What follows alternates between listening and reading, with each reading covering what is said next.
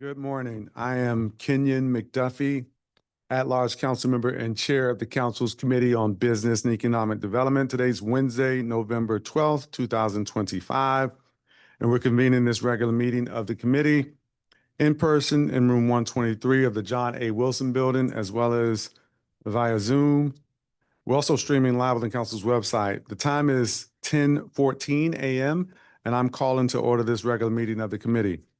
For the record, I'd like to note that we have a quorum, which consists of myself, Ward 2 Councilmember Brooke Pinto, Ward 6 Councilmember Charles Allen. Today, the committee will consider and vote on the following measures. Proposed Resolution 26-293, the Field School, Inc. Revenue Bonds Project Approval Resolution of 2025. Proposed Resolution 26-344, the Children's Hospital Revenue Bonds Project Approval Resolution of 2025. Proposed Resolution 26-345, the Early Childhood Academy Public Charter School Revenue Bonds Project Approval Resolution of 2025.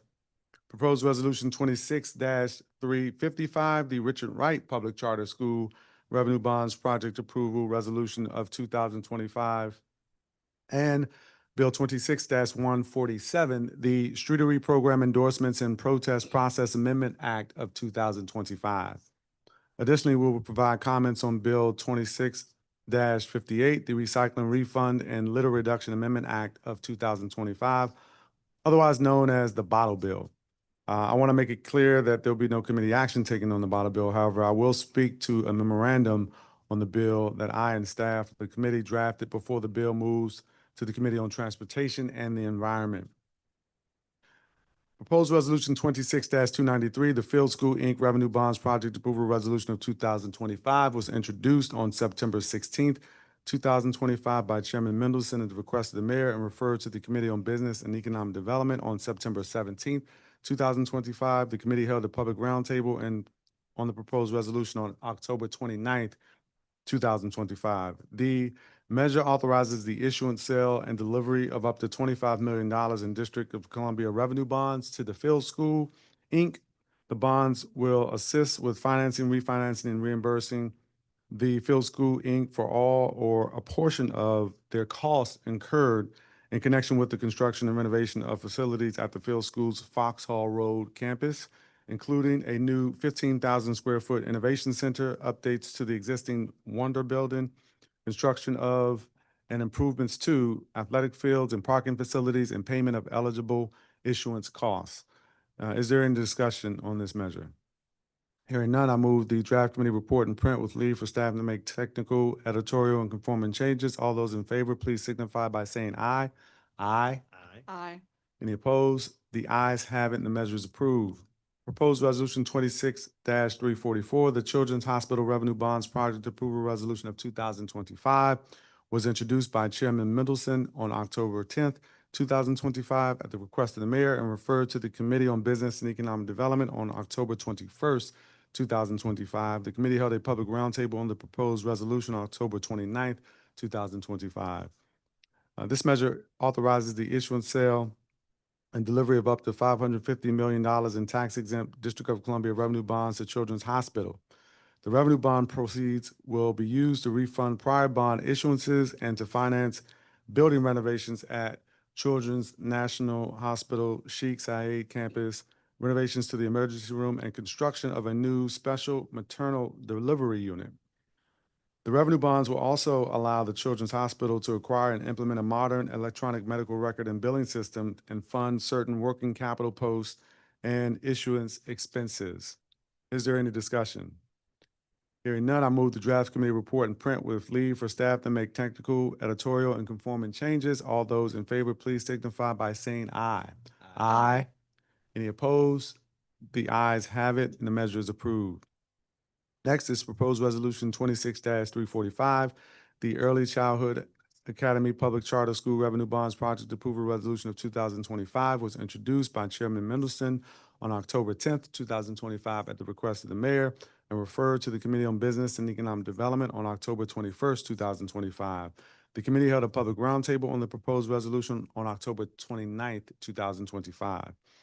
The measure authorizes the issuance, sale, and delivery of up to $15 million in District of Columbia revenue bonds to assist Early Childhood Academy Public Charter School, Inc. The revenue bond proceeds will refinance costs associated with the acquisition, renovation, and improvement of the school's educational facility. Additionally, the revenue bonds will enable the school to unwind its New Markets tax credit structure, which expired in September 2025, and replace it with lower cost, long-term debt through the district's industrial revenue bond program. Is there any discussion? Hearing none, I move the draft committee report in print with leave for staff to make technical, editorial, and conforming changes. All those in favor, please signify by saying aye. Aye. Any opposed? The ayes have it unanimously, and the measure is approved. The next measure is proposed resolution 26-355, the Richard Wright Public Charter School Revenue Bonds Project Approval Resolution of 2025, which was introduced by Chairman Mendelson on October 17th, 2025, at the request of the mayor, and referred to the Committee on Business and Economic Development on October 21st, 2025. The committee held a public roundtable on the proposed resolution on October 29th, 2025. This measure authorizes the issuance, sale, and delivery of up to $22 million in District of Columbia revenue bonds to finance campus improvements and refinance existing indebtedness to the Richard Wright Public Charter School. The planned project includes the renovation and modernization of existing school building and expansion of instructional space and upgrades to specialized facilities.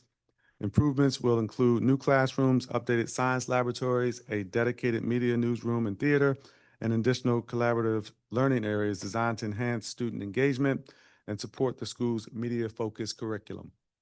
At the request of the executive, committee updated the print to reflect an incorrect reference to the size of the school's facility. Is there any discussion? Hearing none, I move the draft committee report in print with leave for staff to make technical, editorial, and conforming changes. All those in favor, please signify by saying aye. Aye. Any opposed?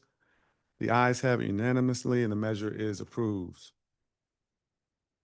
Next is Bill 26-147, the Streetery Program Endorsements and Protest Process Amendment Act of 2025, which was introduced by Chairman Mendelson at the request of the mayor on February 27th, 2025, and referred to the Committee on Business and Economic Development with comments from the Committee on Transportation and the Environment on March 4th, 2025. The committee held a public hearing on this measure on October 30th, 2025. This measure would prohibit, as of January 1st, 2026, establishments from selling or serving or permitting patrons to consume beer, wine, or spirits on a streetery unless the establishment obtains the appropriate endorsement or license from the Alcoholic Beverage and Cannabis Board. An establishment that is registered with the board to serve, sell, or permit patrons to consume beer, wine, or spirits in an outdoor space under existing law, and that submits an application for a streetery, summer garden, or sidewalk cafe endorsement or license by January 1st, 2026, would be permitted to continue operations under the existing registration until the board issues a decision on the establishment's application. The print would also expressly require notice and a 45-day public comment period and an opportunity for protest applications for streetery, summer garden, or sidewalk cafe endorsements and licenses. Finally, the print would also expand existing carryout and delivery license requirements to retailers with commercial street frontage at a location under the jurisdiction of the Washington Convention and Sports Authority. Most of the changes that the Committee on Business and Economic Development made to the print are clarifying in nature and intended to streamline the introduced bill. These changes are described in detail in the committee report. Finally, the committee has heard a lot over the years about the district's streetery program. Most of the feedback has been critical of the permitting process, public space components, and streetery guidelines managed by the district's Department of Transportation. The Committee on Transportation and Environment, chaired by Ward 6 Councilmember Allen and member of this committee, recently held an important public oversight roundtable on the district's streetery program last week. ANC commissioners, businesses, representatives from business improvement districts, the hospitality and nightlife industries, and public witnesses alike testified that DDOT's proposed rulemaking for the permanent streetery program is burdensome, confusing, and includes new fees that are far too expensive. I want to be clear, I'm not in support of the overly bureaucratic process that make it more difficult for restaurants to stay in business, and streeteries have become an essential part of the restaurant's business plans.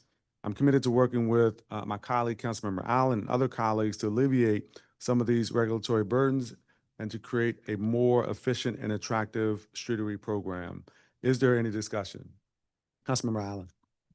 Thank you very much, Chairman McDuffie. I'm fully supportive of the legislation in front of us today, right? That this is going to help us codify our streeteries program with ABCA and our alcohol code. So as I begin my comments, just want to make clear, fully supportive of what we have in front of us. As you noted, the other parts of the streetery program fall under the oversight of the Committee on Transportation and the Environment. And last week we held a hearing with Department of Transportation and a large number of stakeholders around their proposal. I think, just as you talked about, streeteries really came into prominence during a pandemic. It really created a lifeline for a lot of businesses. It created, when done right, really active, vibrant spaces that helped add to jobs, helped add to sales and use tax to the district, and helped create vibrant, exciting streetscapes and spaces. Obviously, there are examples of streeteries that have not gone the way we would want. And I think that's why we're supportive of permanent regulations to really clean up and make sure we have a consistent set of rules of the road for how we support these. But I am concerned that the DDOT proposal is so onerous that it actually will end up ending much of our streetery program. So I've been working with stakeholders, been working with DDOT to push them to make significant changes. I do believe that they have heard that feedback, especially after the hearing last week.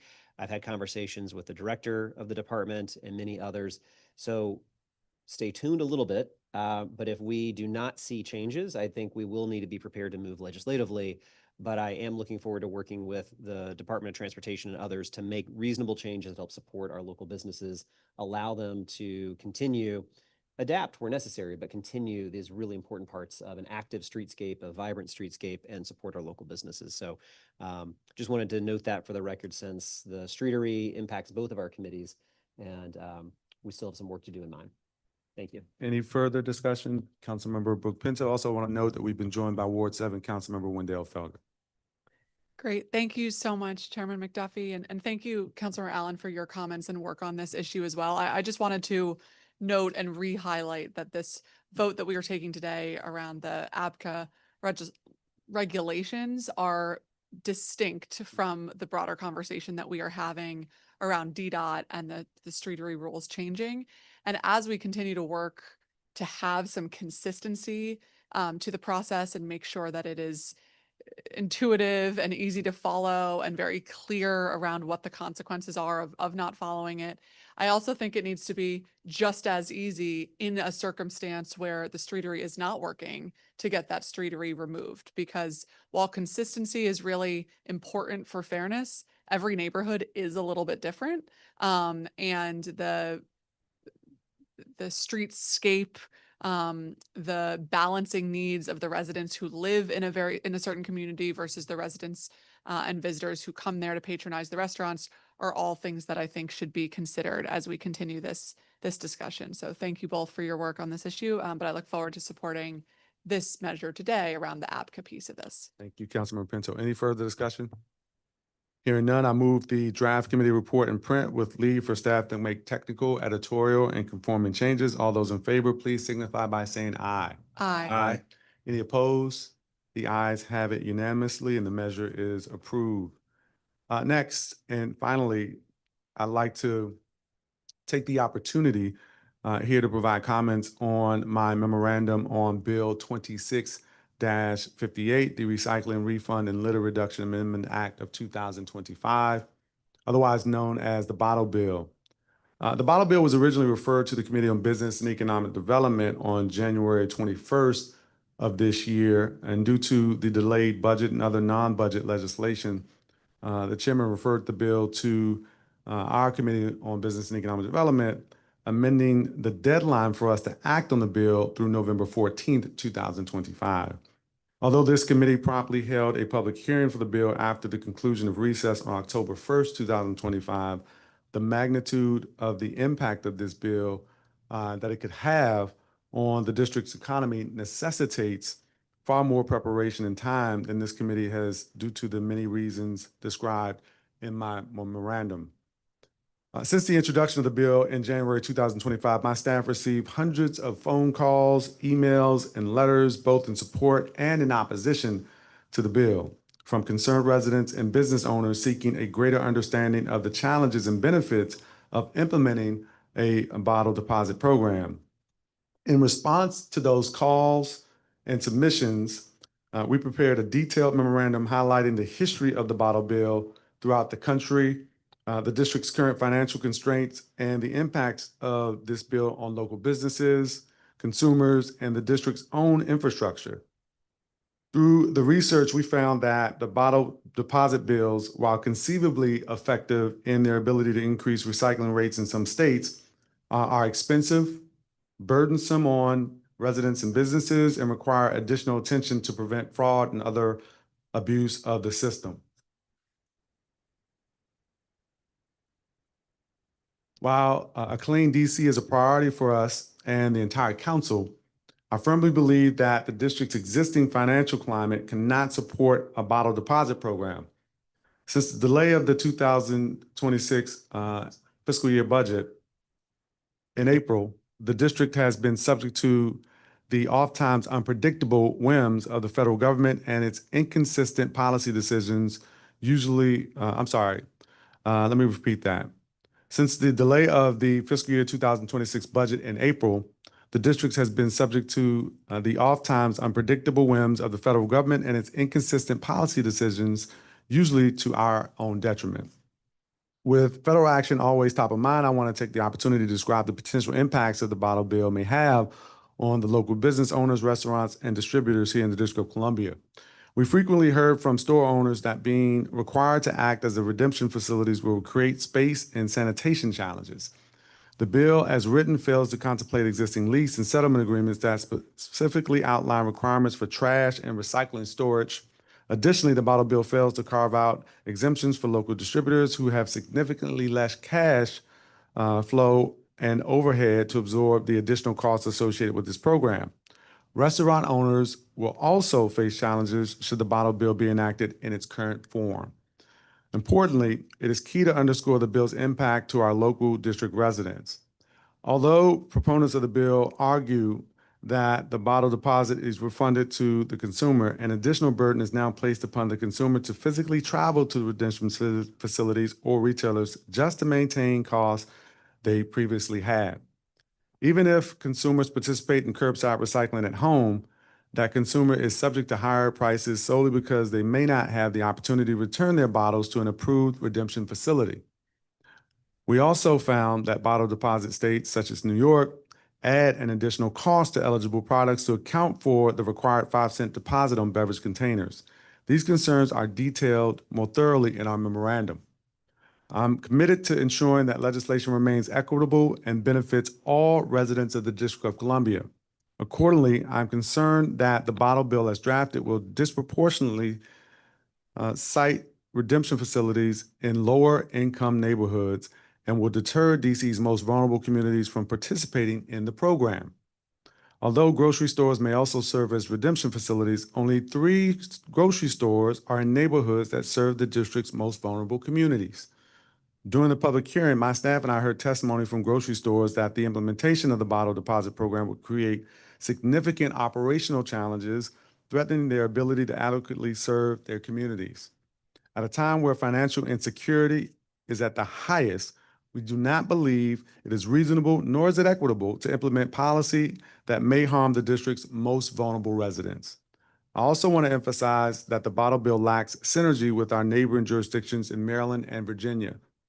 We could not find any sources that specifically separated the amount of plastic pollution resulting from cans bought and sold in the district versus those bought and sold in Maryland and Virginia. Additionally, both Maryland and Virginia have contemplated and failed to pass bottle bill legislation. Without a shared plan, I'm concerned that we are imposing a significant financial burden on our residents and businesses without making a sizable dent on pollution. In summary, I want to emphasize that a beautiful and clean DC is critical for the overall success and health of District of Columbia residents. However, in today's climate, each and every solution must carefully evaluate to determine the most effective and harmless way to effectuate change. I urge the full council to carefully consider this bill and any existing alternatives that may exist to determine how best to maintain the district's economic stability, aesthetic, and environmental quality. That will conclude my comments on the bottle bill. I welcome any member of this committee to provide any additional comments if they so choose. Councilmember Allen. Thank you very much, Chair McDuffie. Again, I know this isn't an item that's something we're actually voting on in this committee today, but I did want to acknowledge the hard work that you and your staff did by holding the hearing and putting this memo together. As you mentioned, the bill will soon be referred over to my committee, Transportation and the Environment. I'm looking forward to a lot of work that will have to continue and a lot of considerations that would have to be made both for the committee and for the full council to help weigh in and to debate. And I look forward to continuing that conversation. And you certainly got my commitment to include your memo in the committee record for the Committee on Transportation and the Environment. And my team and I have already been meeting with a large number of stakeholders to hear both where people think the legislation's got it right, where they got it wrong, what needs to change, what should stay the same. So needless to say, a lot of work ahead, but I really appreciate the work that you and your team put into that. And we will certainly make sure that the points you've raised, concerns you outlined in your memo are part of the work that we will consider in our committee. So thank you very much. And thank you, Councilmember Allen. Any further comments?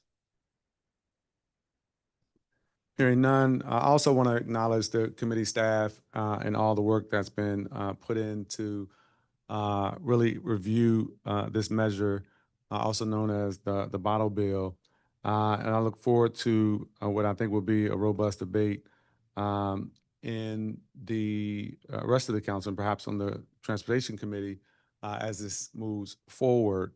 I want to specifically acknowledge Committee Director Donnie Crawford, as well as the hard work of Marissa Rose on this bottle bill and the memorandum that is included in this record. This concludes the additional meeting of the Committee on Business and Economic Development. The time is now 10:36 a.m. and this meeting is adjourned.